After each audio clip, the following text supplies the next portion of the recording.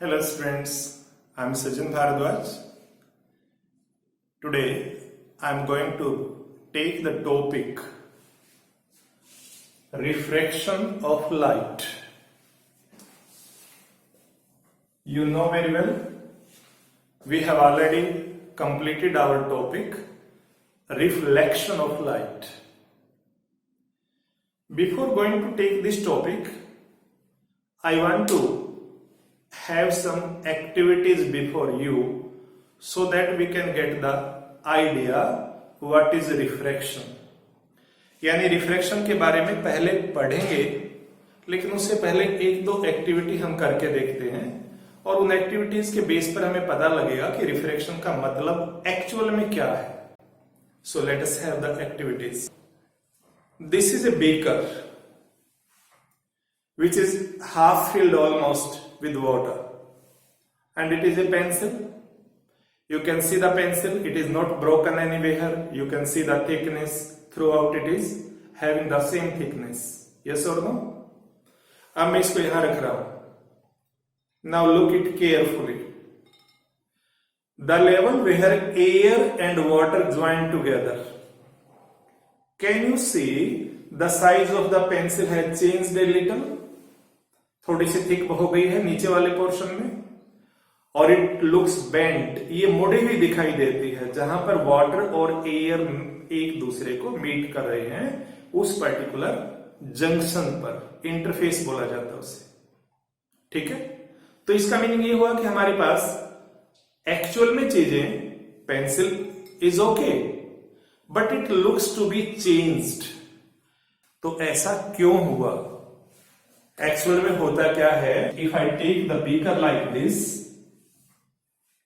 And if it is the water level and if it is our pencil, ये हमारी pencil है यहां पर, तो ये सीधी ऐसे दिखनी चाहिए थी अपने को, लेकिन water is something different and air is something different. These are two different materials, दो अलग अलग मटेरियल है. और पेंसिल दिखती किसकी हेल्प से है? लाइट की हेल्प से. इसका मीनिंग ये हुआ कि लाइट का जो बिहेवियर है उसमें एयर और वाटर में थोड़ा सा चेंज आ गया है, लेकिन बिहेवियर का मतलब ये नहीं कि उसने अपना कलर चेंज कर लिया है. रादर उसने क्या चेंज कर लिया है? उसने अपनी स्पीड चेंज कर ली है. तो ये जो चेंज इन स्पीड है हमारे पास, when light enters from air to water, when light enters from air to glass, this is called a glass slab. ठीक है, अभी इसकी एक एक्टिविटी और करके दिखाऊंगा मैं आपको.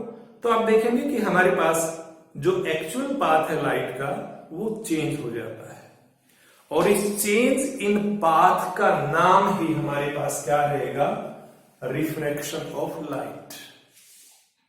तो अगर मैं रिफ्रैक्शन ऑफ लाइट को डिफाइन करूं तो बहुत सिंपल सी डेफिनेशन बनती है, the phenomenon of change in path of light going from one medium to another medium. The phenomenon of change in path of light when it goes from one medium to other. Be careful, medium का मतलब रहेगा वो material जिसमें light travel करती है, उस material का नाम मीडियम होता है. यहां पर मीडियम आपके स्कूल वाले नहीं चलेंगे, Hindi medium, English medium, it is not like this. ठीक है, तो ये आपको सिंपल सी बात ध्यान करनी है कि लाइट जब एक मीडियम से दूसरे मीडियम में जाती है तो उसका पाथ चेंज हो जाता है. पाथ चेंज होने के पीछे रीजन ये होता है उसकी वेलोसिटी चेंज होती है. वेलोसिटी के बारे में आगे और बात करूंगा आपसे कि ये जो मटेरियल हमारे पास, इनके अंदर एक वर्ड आएगा ऑप्टिकल डेंसिटी. कि ऑप्टिकल वर्ड बेटा ऑप्टिक्स से बना है. ऑप्टिक ऐसे लगाए तो ऑप्टिक्स बन जाएगा. Optic means light. ठीक है, तो जब हम लाइट के कंटेक्स्ट में चीजों को स्टडी करते हैं तो ऑप्टिकल डेंसिटी अलग चीज रहेगी। एक हमने फिजिक्स में भी डेंसिटी पढ़ा था, मास अपॉन वॉल्यूम, वो अलग चीज होती है। तो अब एक बार फिर से सुन लीजिए, रिफ्रैक्शन का मतलब क्या है? Change in path of light when it goes from one medium to another medium. जब वो एक मीडियम से दूसरे मीडियम में जाती है तो उसका जो पाथ होता है उसमें कुछ चेंजेस आते हैं। उस चेंज का नाम क्या है? रिफ्रैक्शन। एक एक्टिविटी और समझाता हूं और ज्यादा क्लियर होगा आपको। Students, this is a drawing board. ये ड्राइंग बोर्ड है हमारे पास, और इस ड्राइंग बोर्ड के ऊपर मैंने एक शीट फिक्स कर दी है। ये प्लेन पेपर शीट है, आप स्कूल लैब में करेंगे अपने टीचर की हेल्प से। उसके बाद टीचर क्या करवाने वाले हैं? They will take a glass slab, और ग्लास स्लैब को हम यहां पर रखेंगे इस तरह से। शीट को फिक्स कर दिया जाएगा। फिक्स करने के लिए ऐसी पिन यूज की जाती है, these are called the thumb pins. इनको चारों एजेस पर लगाएंगे, ग्लास स्लैब इस तरह रखेंगे। With the help of pencil हम इसकी बाउंड्री ड्रॉ करेंगे, लाइक दिस। ऐसे बाउंड्री ड्रॉ हो जाएगी। बाउंड्री ड्रॉ होने के बाद आपने दो ऑल पिन लेनी है, P1 and P2। P1 and P2 glass slab के एक साइड रहेंगे। इस ग्लास स्लैब को आप हॉरिजॉन्टल टेबल पर रखेंगे, यहां हाथ से फिसल रही है। जब आप रखेंगे, एक साइड में आपके पास पिन्स होंगे, आप इसके अपोजिट साइड जाएंगे, अपोजिट, वहां से पिन्स को ऑब्जर्व करेंगे। पहले जो आपने दो पिन फिक्स किए होंगे, they are called the P1 and P2। उन दोनों को देख करके सामने फिक्स करेंगे, दो और पिन बनेंगी, और उन पिन से जो डायग्राम बनेगा उस डायग्राम को मैं आपको शो कर रहा हूं।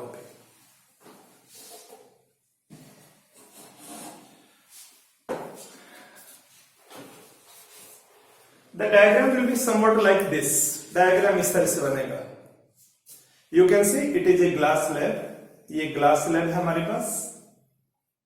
To pins will be over here, P1 and P2 like this. इन दोनों को ज्वाइन करेंगे, एक रे बन जाएगी, that is called the incident ray. अब यहां पर एयर हमारे पास, आगे ग्लास आ गया, मीडियम चेंज हुआ। मीडियम चेंज हुआ तो ये रे जो सीधी जानी चाहिए थी, देखो ऐसे ब्लू कलर में आपको दिख रहा होगा, ये स्ट्रेट है, लेकिन एक्चुअल में हुआ नहीं ऐसा। Due to change in medium इसका जो पाथ स्ट्रेट होना चाहिए था थोड़ा सा बेंड हो गया है, और इस बेंड होने का नाम ही क्या है? रिफ्रैक्शन। और रिफ्रैक्शन की वजह से ये जो इतना पाथ बनेगा, it is called the refracted ray. ये हिस्सा बाहर निकल गया, it is known as the emergent ray. ये एक्टिविटी आपने स्कूल में करनी है अपने टीचर की हेल्प से। दो एंगल बनेंगे, एक ऊपर बनेगा I, एक यहां बन जाएगा R। ऐसे इधर भी बन जाएंगे हमारे पास final angle, angle of emergence. ठीक है, इन सभी का आपस में एक रिलेशन बनता है, उसके लॉ बनते हैं। I am going to explain it. अगर इसी डायग्राम को मैं दोबारा से ड्रॉ करूं आपके लिए, it is simply glass slab, it is the incident ray, it is the refracted ray, and it is emergent ray. It is emergent.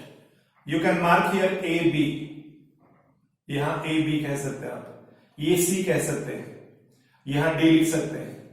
So it is coming ray, incident ray. ये path change हुआ यानी refraction हुआ, so it is called refracted. क्या बोलेंगे? Refracted ray. ये out निकल गई है, बाहर निकल गई, so it is called EMERGENT, emergent रे। राइट, ये ऊपर का मीडियम हमारे पास एयर मानना है, ये ग्लास मीडियम है, ग्लास स्लैब है तो ग्लास।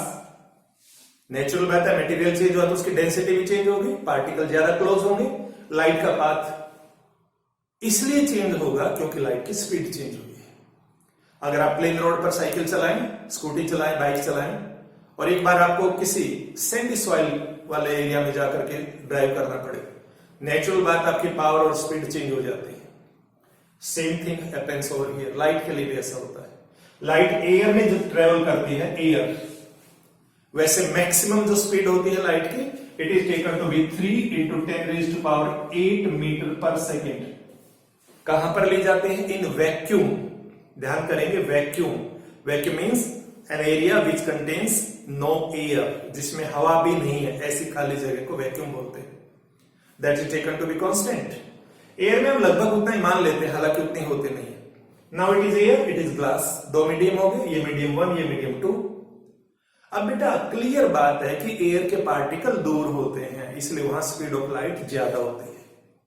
स्पीड ऑफ लाइट ज्यादा होने की वजह से एयर के बारे में कहा जाएगा RARER, रेरर मीडियम। क्या वर्ड देंगे? Rarer medium. और ग्लास के पार्टिकल क्लोज हैं, ग्लास में स्पीड ऑफ लाइट डिक्रीज हो जाएगी एयर के कंपैरिजन में। So glass will be known as the DENSER, denser medium. Glass को क्या बोलेंगे बच्चे? डेंसर मीडियम बोलेंगे। ठीक है, तो अब हमारे पास एयर से डेंसर में आ रही है। यहां ये जो पॉइंट है, जो जंक्शन है दोनों का, इस पर अगर एक नॉर्मल ड्रॉ कर दिया जाए ऐसे, तो आप देखिए ये जो रे है जो ऐसे चलती, तो ये सीधी जाती लाइक दिस। लेकिन ये सीधी जाने के बजाय थोड़ी सी ये जो नॉर्मल है, नॉर्मल की तरफ बेंट हो गई है। इसका मतलब इसने अपना पाथ चेंज कर लिया। और बार बार मैं यही तो कह रहा हूं आपसे कि चेंज इन पाथ को हम क्या कह रहे हैं? Refraction of light. That means यहां रिफ्रैक्शन हुआ, यहां मीडियम चेंज हुए, जहां मीडियम चेंज हुआ रिफ्रैक्शन हो गया। अब ये चली डेंसर में गई और डेंसर से निकल गई बाहर। बाहर निकली तो अगर एक नॉर्मल आप यहां फिर से ड्रॉ कर दें ऐसे, तो अब की बार वो नॉर्मल से दूर चली गई है, बाहर निकल गई। तो it goes away from the normal, यानी रास्ता तो फिर भी बदल गया। इसका मतलब रिफ्रैक्शन यहां पर भी हुआ और रिफ्रैक्शन यहां पर भी हुआ। That means whenever the medium changes, जब भी मीडियम चेंज होगा, मटेरियल चेंज होगा, एयर से ग्लास में जाती है, ग्लास से मान लीजिए केरोसिन में जाती है, केरोसिन से ग्लिसरीन में चली जाती है, कोई भी आपने ट्रांसपेरेंट मीडियम लेना है, इस बात का ध्यान करेंगे, क्योंकि ओपेक में तो लाइट घुसती नहीं है, तो you have to take the transparent medium. ठीक है, तो इस सारे प्रोसेस में अब हम नेक्स्ट सेल में ये कह सकते हैं कि as the medium changes, path of light also changes. और इस चेंज इन पाथ का नाम शुरू से बोल रहा हूं क्या है? रिफ्रैक्शन। ठीक है, तो ये फिनोमिना अब आपको क्लियर होना चाहिए। अब यहां अगर हमें रिफ्रैक्शन होता हुआ दिख रहा है, तो इसके अपने दो लो हैं। दोनों लो को हम इसी फिगर से एक बार देखने की कोशिश करते हैं। पहला लो हमें ये समझाता है, देखो बेटा ये बोर्ड है। बोर्ड कैसा है? Plane surface. ठीक है, हॉरिजॉन्टल सरफेस। हमारे पास जितने भी फिनोमिना ये हम रिफ्लेक्शन और रिफ्रैक्शन को लेते हैं, ये एक प्लेन सरफेस में लेते हैं। हमारा फर्श एक प्लेन सरफेस है, लेकिन फर्श से अगर आप ऊपर उठाएंगे तो ये दूसरा प्लेन हो जाएगा। ठीक है, और अगर ऐसे जीने की तरह से चले तो थर्ड प्लेन हो जाएगा। तो हम एक ही प्लेन की बात करेंगे। तो ये आपका एक प्लेन है, इस प्लेन में ये रे आ रही है, इट इज इंसिडेंट रे। ये मुड़ गई, यहां बेंड हो गई है, इसका नाम है रिफ्रैक्टेड रे। और ये है भाई आपका normal. Normal means A line which is perpendicular. कहां पर है बेटा ये परपेंडिकुलर? जहां इंसिडेंट रे आकर के मिल रही है। It is called the point of incidence. इसका मीनिंग ये निकला, पहला रूल बता रहा हूं, incident ray, refracted ray and normal, they all lie in the same plane. वो सभी एक प्लेन में लाई करते हैं। एंड दे मीट, और वो मिलते हैं, कहां पर मिलते हैं? Eight the point of incidence. और ये पॉइंट ऑफ इंसिडेंस कहां है? ये वहां पर है जहां दोनों फेस मिलते हैं। इंटरफेस एक वर्ड होता है। इंटरफेस का मतलब जहां दोनों फेस मिले। अब यहां फेस किसका है? ऊपर से एयर और नीचे से ग्लास। तो लो क्या बना हमारे पास? Incident ray, refracted ray and normal.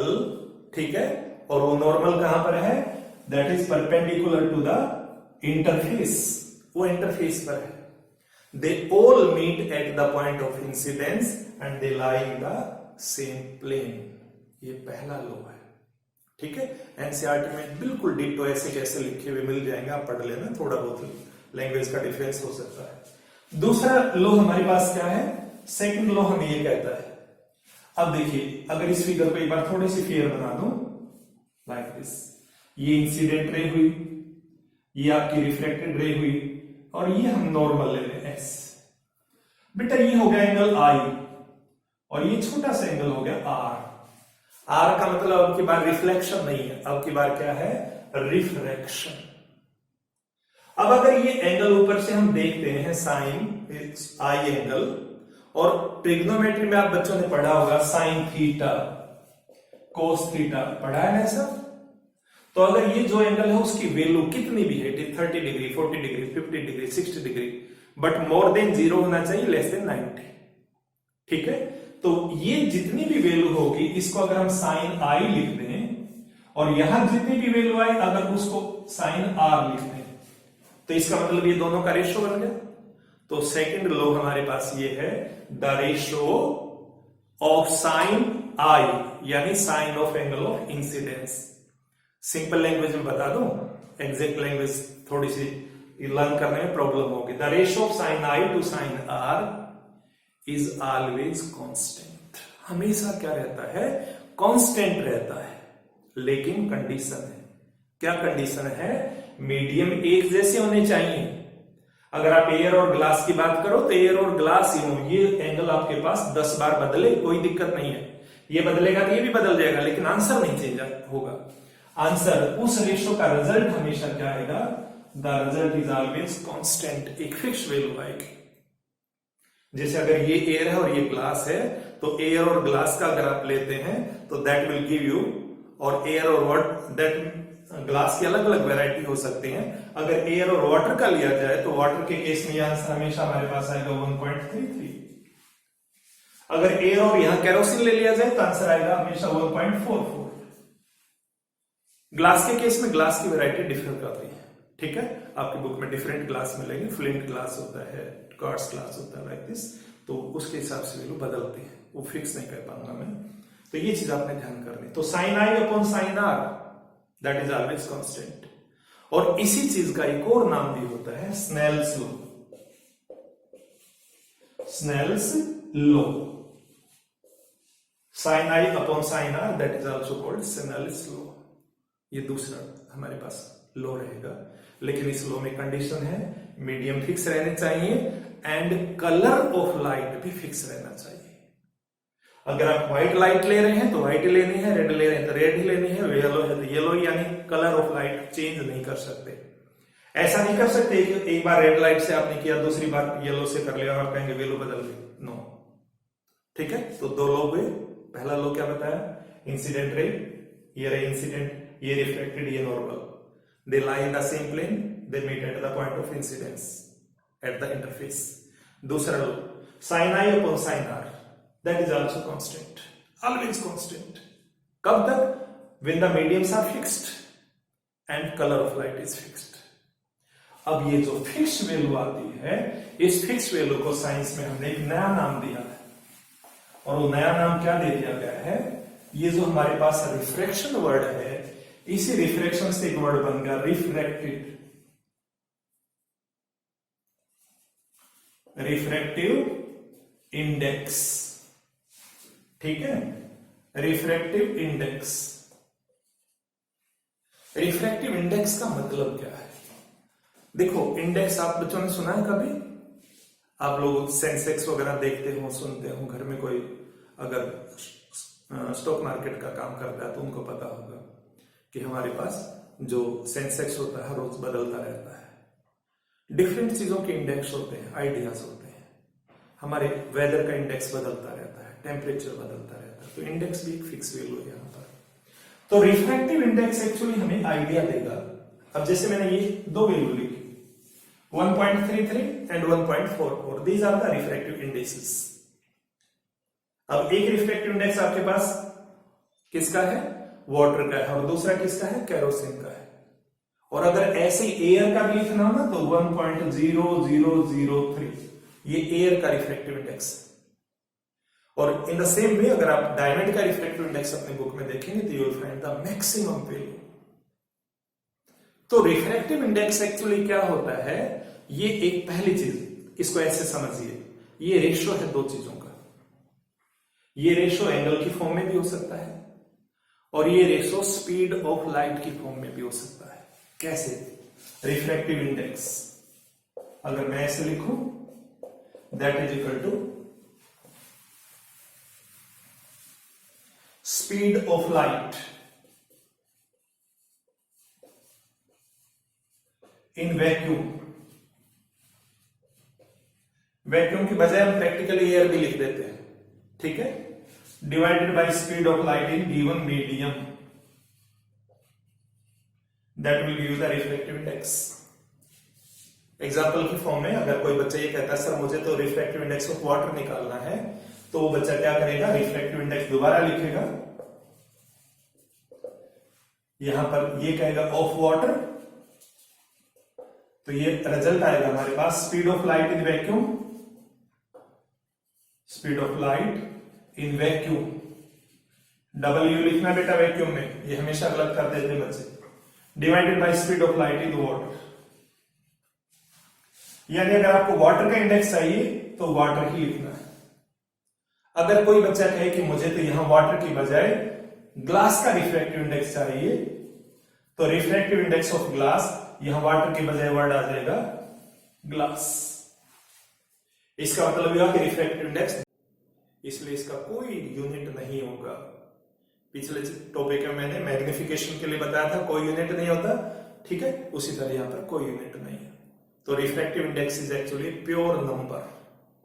अब बेटा जब आप वैक्यूम लिखेंगे ना यहां पर, तो वैक्यूम के लिए यहां पर बुक में एक और वर्ड डाल दिया गया है, रिफ्रैक्टिव इंडेक्स के साथ लिखा होता है एब्सोल्यूट, एब्सोल्यूट रिफ्रैक्टिव इंडेक्स, यानी प्योर, बिल्कुल, जिसमें कोई भी चेंज की गुंजाइश नहीं है।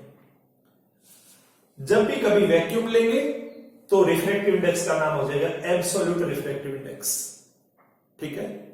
उसके बाद हम ये वाटर ग्लास इस तरह नहीं लिखते, सिर्फ रिफ्रैक्टिव इंडेक्स लिख देते हैं कि रिफ्रैक्टिव इंडेक्स ऑफ वाटर या रिफ्रैक्टिव इंडेक्स ऑफ ग्लास। हाँ, एब्सोल्यूट वर्ड लिखना कोई जरूरी नहीं है, वो अंडरस्टूड होता है।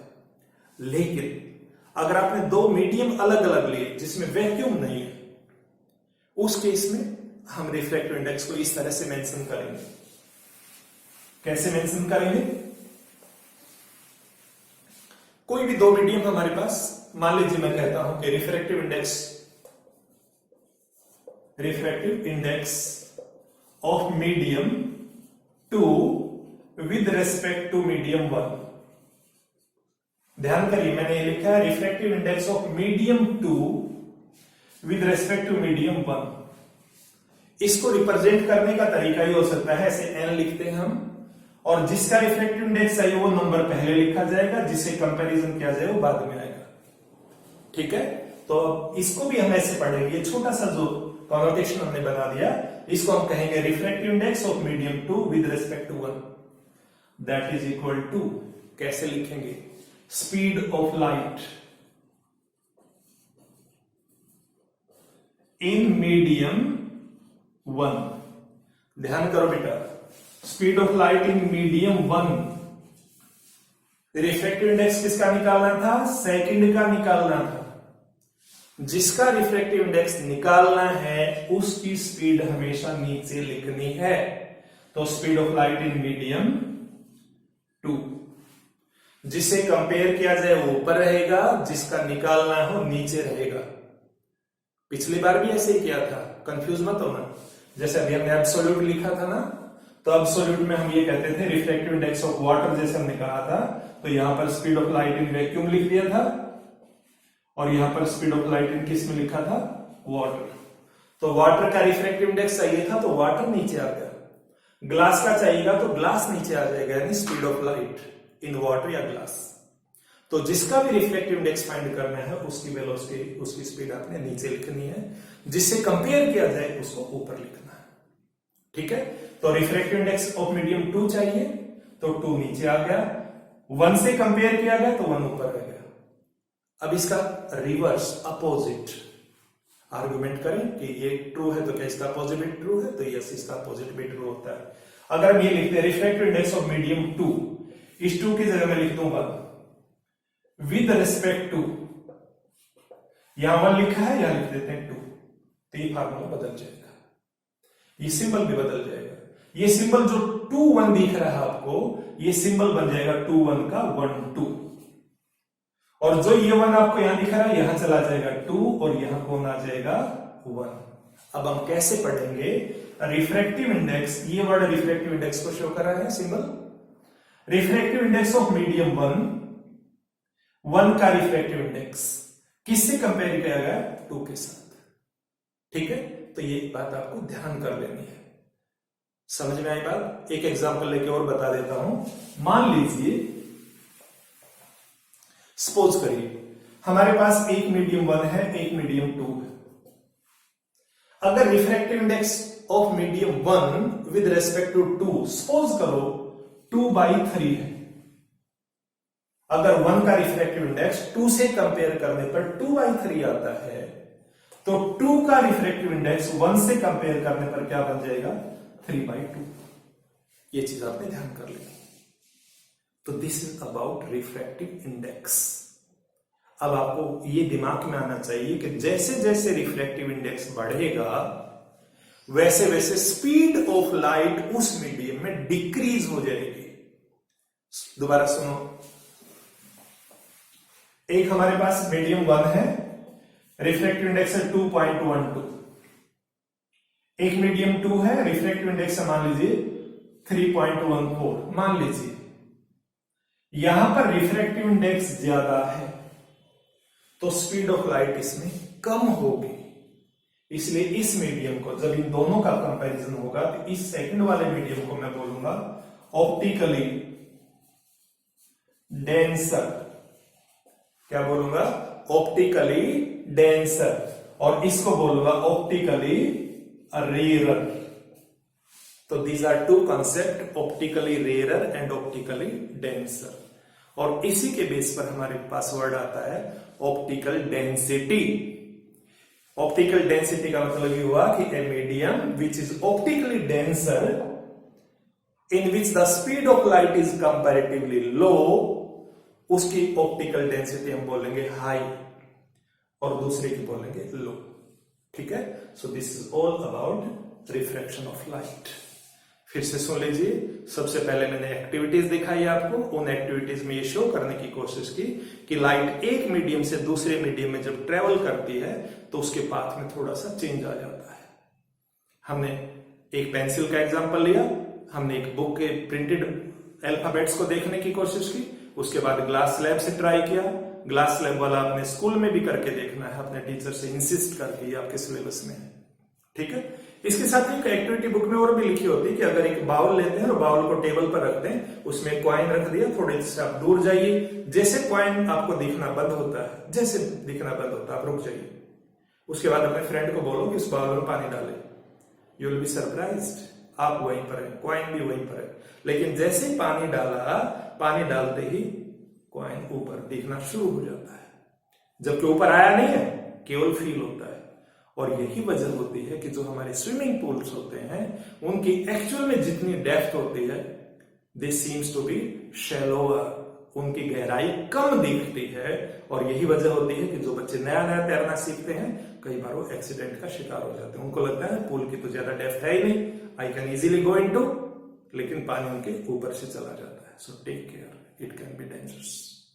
ठीक है, सो रिफ्लेक्शन का मतलब क्या हो? When light travels from one medium to another medium, it bends away from its original path. अपने ओरिजिनल पाथ से दूर जाती है, और दूर जाने के दो केस हो सकते हैं। दूर जाने का केस ये भी हो सकता है कि अगर ये नॉर्मल है तो चलते चलते नॉर्मल की तरफ भी बेंड हो सकती है, और जब वो बाहर निकलते तो नॉर्मल से दूर भी जा सकती है। उसके बाद दो लॉ बताए, एक लॉ बताया आपको sine i upon sine r that is equal to constant, दूसरा बताया incident ray, normal and reflected ray they meet at same point. Constant में कंडीशन है, कलर नहीं बदलना चाहिए, मीडियम नहीं बदलना चाहिए, और इसी का दूसरा नाम क्या है? Snell's law. इसी रेशो का नाम हमने रखा रिफ्रैक्टिव इंडेक्स। रिफ्रैक्टिव इंडेक्स मैंने बताया एब्सोल्यूट रिफ्रैक्टिव इंडेक्स भी हो सकता है। जब किसी की स्पीड ऑफ लाइट को आप वैक्यूम से कंपेयर करेंगे इट इज एब्सोल्यूट, और अगर दो मीडियम को इन जनरल कंपेयर करेंगे इट इज नॉट एब्सोल्यूट। हाँ, मीडियम अगर बदल दे, पहले की बजाय दूसरा, दूसरे की बजाय पहला कर दें, तो जो रिफ्रैक्टिव इंडेक्स की वैल्यू, अगर जैसे मैंने अभी एग्जांपल लिया था 2/3 है, अगर मीडियम को रिवर्स कर दिया जाए, स्पीड ऑफ लाइट जो ऊपर से नीचे आ रही थी अब नीचे से ऊपर कर दें, तो 2/3 का क्या बन जाएगा? 3/2. That's all about it. There is a table in your NCERT book. You have to learn it. Thank you. Enjoy the day.